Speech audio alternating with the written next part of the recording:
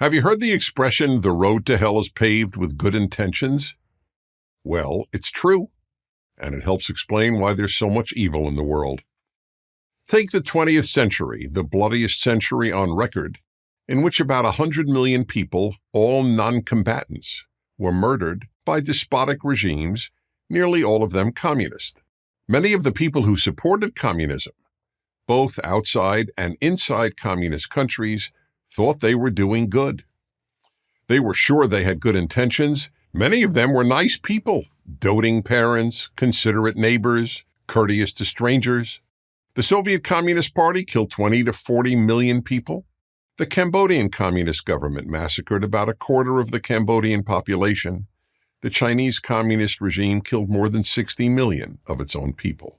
The roads to all these hells were paved by many people who had, or believed they had, good intentions. Were it not for well-intentioned people who believed in communism, the truly evil people who implemented these genocides might never have come to power. To cite but one example, it was American and British men and women, many with good intentions, who delivered to the Soviet mass murderer Joseph Stalin the secrets to making an atom bomb. They, too, were probably nice people. Of course, there's no large-scale genocidal movement today in America, but the road to lesser hells in this country is also paved by many nice people who believe they have good intentions. Many of the teachers who bring up topics that rob young children of their sexual innocence are motivated by good intentions. Most of the Americans who vote for politicians who seek to defund the police, a guaranteed recipe for increased murder, rape, and other violent acts, think they have good intentions. So too those who seek the elimination of hate speech. They have good intentions, even though in reality they constitute the first serious threat to free speech in American history. The road to hell is paved with good intentions because most people who support bad causes, and even many who commit evil, believe they are motivated by good intentions. Their thinking goes like this: I mean well, therefore I do good. Therefore I am good. And if you oppose me, you do not mean well and cannot be good.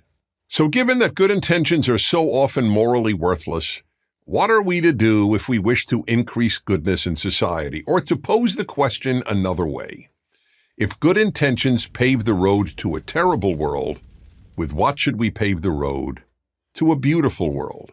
The answer is wisdom, understanding as much about life as possible, especially the consequences of any position you hold.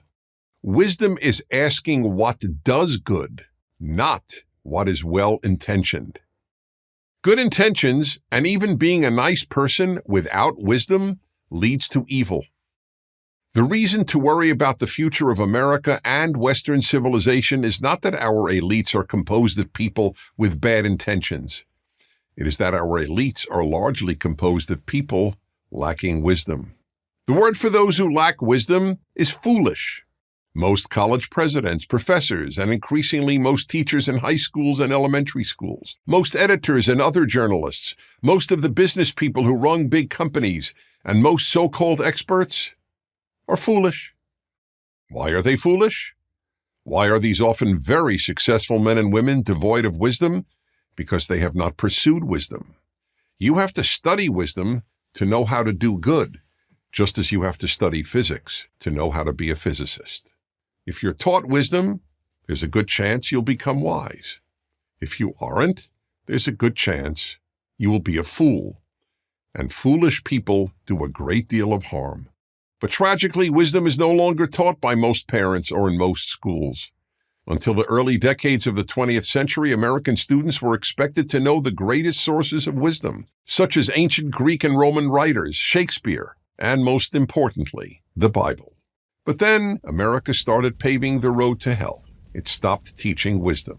It stopped teaching the ancient Greek and Roman writers, Shakespeare, and the Bible. The road to a good world is paved with wisdom. It's not enough to be nice, and it's not enough to have good intentions. I'm Dennis Prager.